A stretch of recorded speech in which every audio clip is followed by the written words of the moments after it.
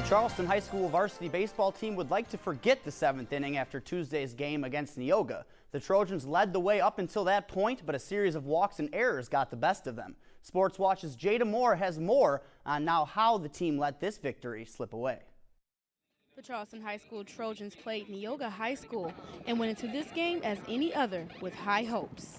Head coach Derek Landry says recent rain delays have kept his squad off the dirt and says a change in schedule can have an effect on a team. The weather's been tough to get any type of rhythm. So defensively will probably be a key. Our last game was out here with a real windy day. We played a nice defensive game. So defense will be the key, and our pitchers throwing strikes. And the Trojans did just that with Robbie Miller, who pitched 4 innings, of which there was 1 hit, and he had 8 strikeouts. Skipping ahead to the 7th, where assistant coach John Pogue says the game had been going pretty good defensively. Then it spiraled out of control. We didn't play bad defensively. We played really well defensively. We made 1 mistake. Just had a couple balls, just out of our reach, just over the glove, just over our head. In the top of the 7th, Gus Walk, Trevor Easton, and Logan Rankin were all walked, and the bases were loaded with no outs. Then an error allowed Kingery to score on a pickoff throw with Jake Baker at the plate, where things began to take a turn for the Trojans.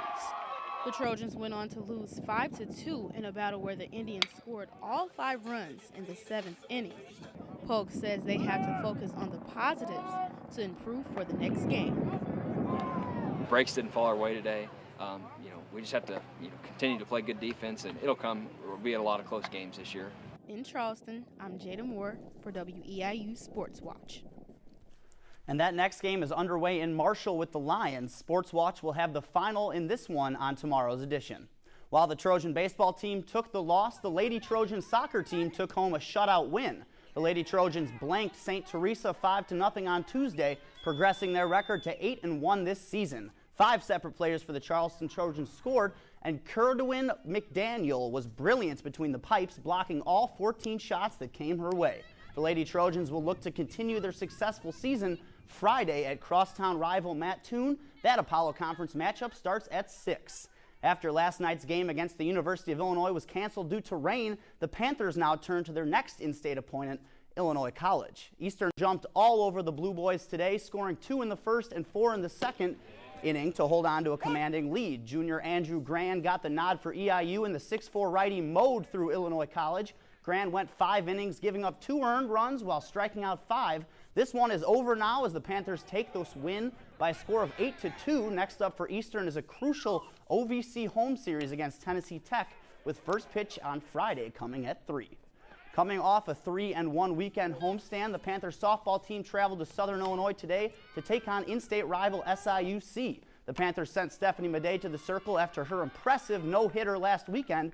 Madej gave up 1 in the first, but the Panthers struck back with 2 of their own in the third. The score is currently 7-4 in favor of the Panthers in the top of the 5th inning from Carbondale. Back over to the baseball diamond, where Indiana State is back in action tonight as they travel to in-state rival Indiana University. The Sycamores come into tonight's game at 21-8 after falling last night to the 7th-ranked Vanderbilt Commodores. ISU won't have it any easier tonight, though, as the 23rd-ranked Hoosiers come in winning 6 games in a row. First pitch from Bloomington comes at 6. And the Cardinals and the Reds were back at it today, wrapping up a 3-game series in St. Louis. Straight to the action now in the bottom of the first. John Jay grounds a ball in between first and third, and Brandon Phillips with a great catch, flashing the leather and throwing out Jay at first. Then in the third, the Reds showing off in the field now as Peter Borges lines this one to third, and it's Todd Frazier making the diving stop this time, throwing to first for the out.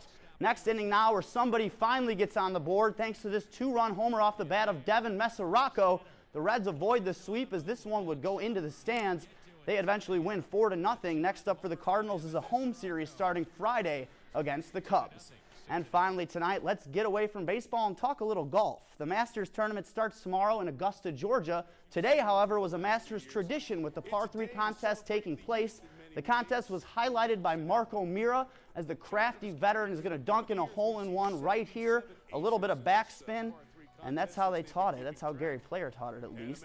The winner of the par 3 contest was Ryan Moore, but be careful, Ryan. The winner of the par 3 contest has never gone on to win the green jacket. That's all for sports. Savannah, Maggie, back over to you. Thanks, Jack. Well, I didn't even want to come inside today. I know. I've been doing it almost every night when it's this nice outside, just because we can spend time outside. That's right. Sounds good to me. For more news and weather, you can head to our website at WEIU.net. There you'll find real-time forecasts, news videos, and today's sports headlines. And if news is happening in your community, let us know. You can send us an email at news@WEIU.net or find us on Facebook or Twitter. Have a good night and join us again tomorrow here on the area's only local newscast on PBS.